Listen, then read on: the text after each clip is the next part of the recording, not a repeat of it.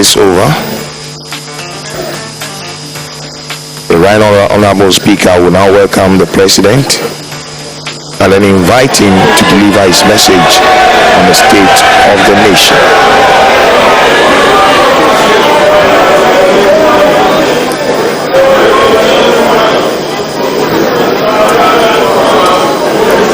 On your screens are some of the distinguished members of Parliament. Some will be back here, some will not come next year. So this could well be the last session with the President for some of them. Order now. Honorable members,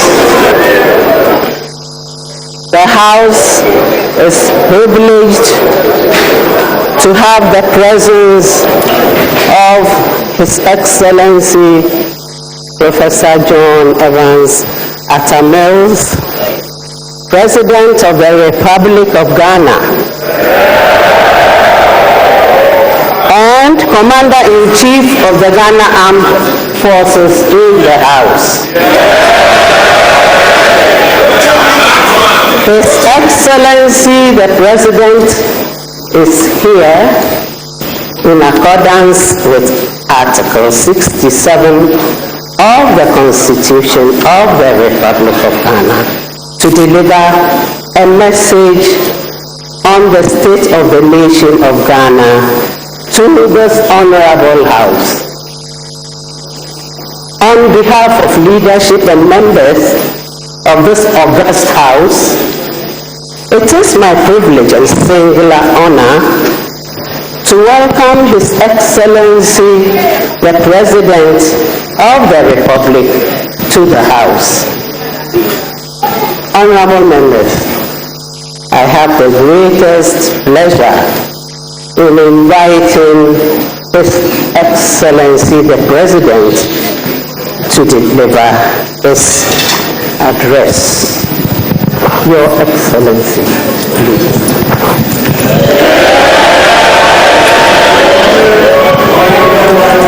Right Honorable Speaker of Parliament has just invited the President to deliver the State of the Nation's address. So now let's listen to the President, Professor John Evans Atta Mills, tell us what the state of our nation, Ghana, is like. Expect him. Tell us where we are and where he hopes to take us. On your screens are some of the invited guests within their Vice President, the Right Honorable Speaker of Parliament, my Lord Justice Atugubra, representing the Chief Justice, former President Jerry John Rawlings and his wife, my Lord Justices,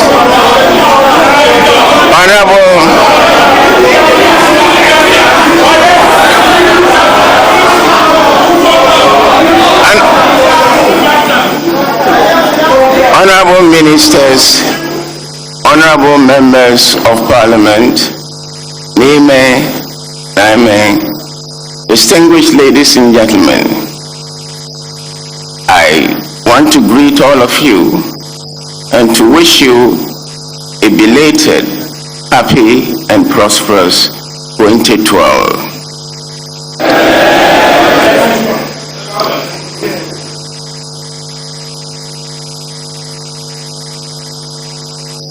Madam Speaker, I want to thank you and honorable members for giving me this opportunity to be here to perform my constitutional duty. Article 67 of the Constitution requires the President at the beginning of each session of Parliament to deliver a message on the state of the nation. I intend to do just that. To deliver a message on the state of the nation, which I dare say is stable and is in reasonably good health.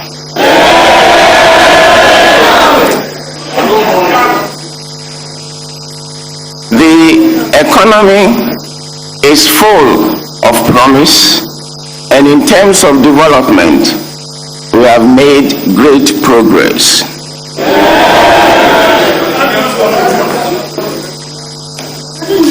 Madam Speaker,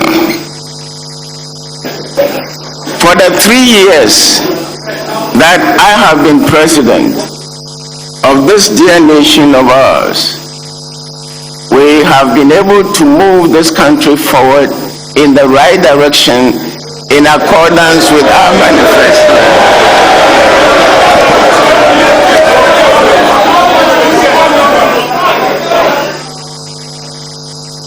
Even though we have experienced internal and external constraints, we have been able to chalk successes, and we are full of hope for Ghana's future.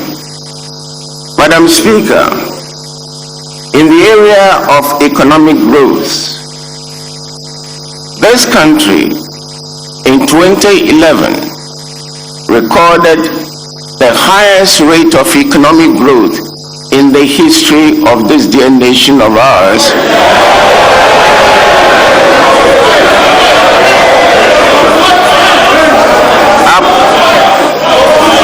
Approaching almost a growth rate of 14%. Madam Speaker, you may recall that in my 2011 State of the Nation address, I referred to inflation as the worst economic nightmare that any nation can go through, because it breeds economic and financial difficulties and also imposes hardship on the most vulnerable. I noted that the success that we had in confronting inflation in that year was notable, but the challenge was to remain on course. I'm happy to report that we have remained on course. We have been able to record a single-digit rate of inflation, which is extremely sustainable, and indeed, with an inflation rate of 8.55, it is the longest sustainable rate of inflation in decades, 42 years since 1970.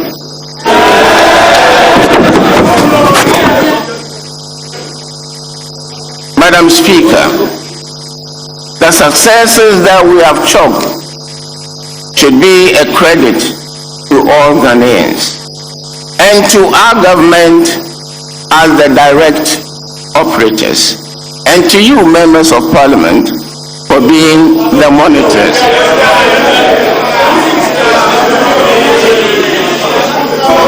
Madam Speaker, a recent report by the World Bank alerts developing countries of future economic shocks this year, and therefore calls for contingency planning. We are therefore watching developments in the global economy with hope and apprehension. Hope because the easing of the global crisis can only inure to our benefit. Apprehension because the worsening of the economic state of the highly indebted rich countries and the global economy can bring about serious consequences, least on commodity prices. We are therefore doing what we can to be able to prepare against this eventuality. Madam Speaker, the achievements that we have made have resulted in an increase in investor confidence in our economy. Only a fortnight ago, the Ghana Investment Promotion Center released figures showing an increase in the number of projects registered with the center, amounting to over $7 billion in direct foreign investment.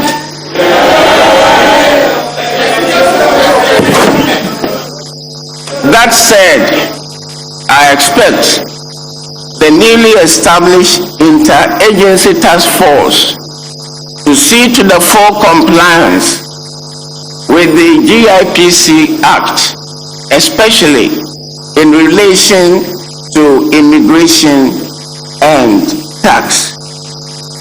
Now, in this connection, I would want to commend the Ghana Revenue Authority for the great work that they did, especially in the year 2011. We know that there's a long road ahead, but judging from what they have been able to do, I'm left in no doubt about their ability to perform admirably in the area of fiscal prudence. Madam Speaker, the achievements that we have made have impacted positively on the key areas of our economy. Now let's take education. Indeed, a snapshot of the education sector will show how much we have been able to grow since we took over.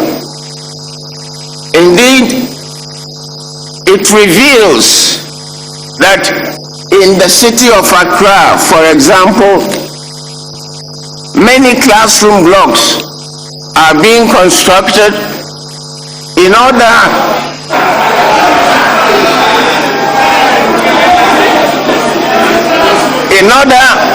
to bring to an end the school shift system, which has been a drawback in our fight for quality education. Several classroom blocks are also being put up, which will make it possible for the hundreds of children to take advantage of the space provided and also derive the full benefit from a full day's classroom teaching. Contracts have been awarded for over 1,700 classroom blocks in order to cater for the schools under trees.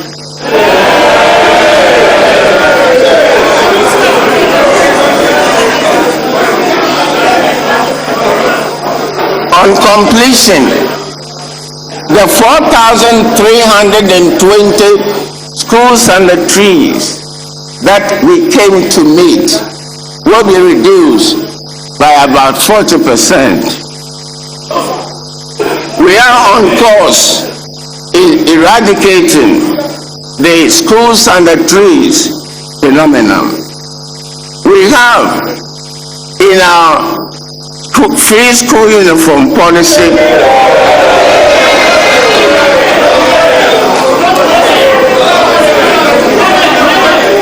distributed 3 million school uniforms.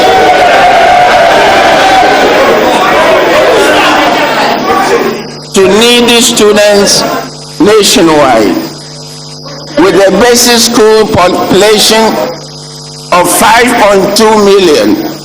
It means we have supplied every 3 children out of 5 with school uniforms.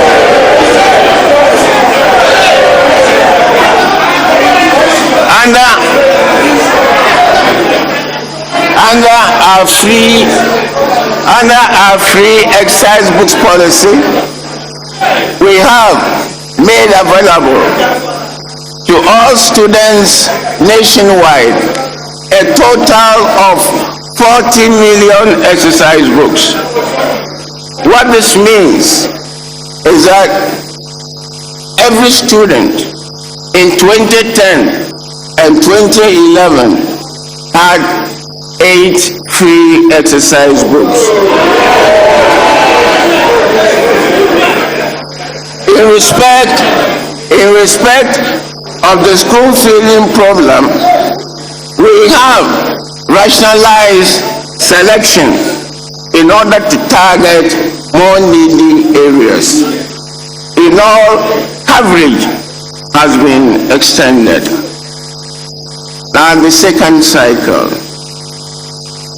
Madam Speaker, as far as the second cycle is concerned, we have awarded contracts for as many as 672 emergency classrooms and dormitories.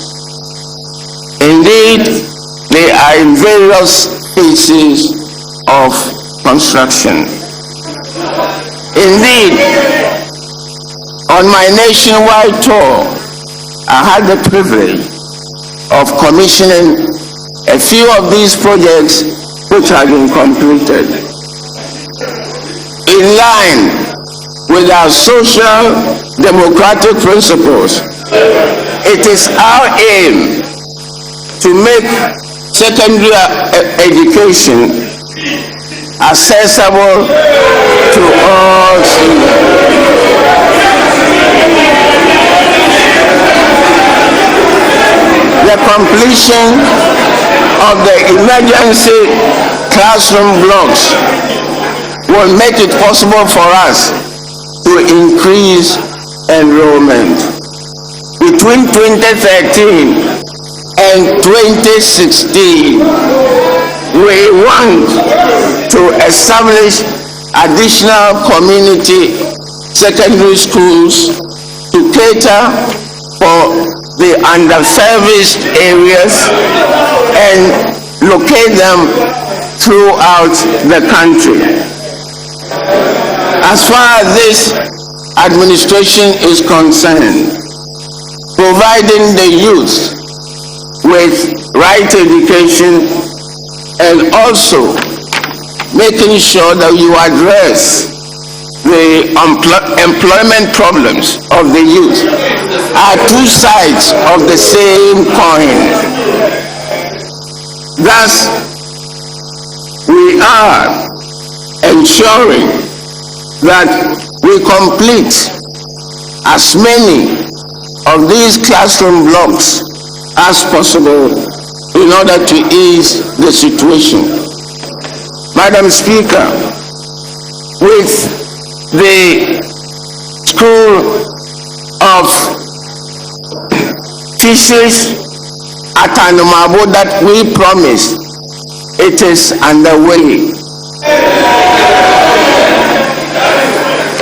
We are also constructing the headquarters of the Ghana Academy of Arts and Sciences. Madam Speaker, various changes are taking place in the world of communication and information. Changes have been introduced in our own country. Only last July, the mobile number portability was introduced to offer choice to mobile phone subscribers. A lot of preparation is ongoing for our change from analog to digital broadcasting. And indeed, we hope to move from analog to digital by 2014, well ahead of the 2015 deadline. related to this is the need for us to equip our young men and women with the skills in communication and information technology. This will not only offer them the skills that they need to fend for themselves in the future, but it will also contribute to economic growth. Under our science, technology, and innovation policy, we are distributing free laptops to all students in the country.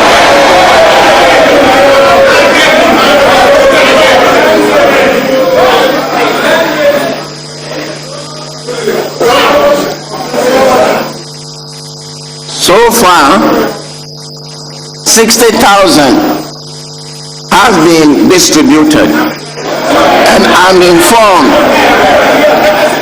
that the number will be doubled by the end of the year.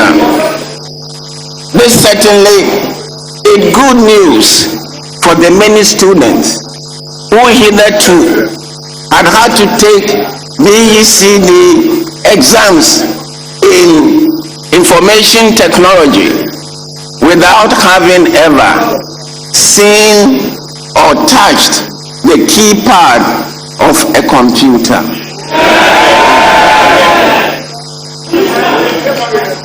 Madam Speaker, tertiary education. Before Parliament rose from its last and final sitting last year, the bills on the establishment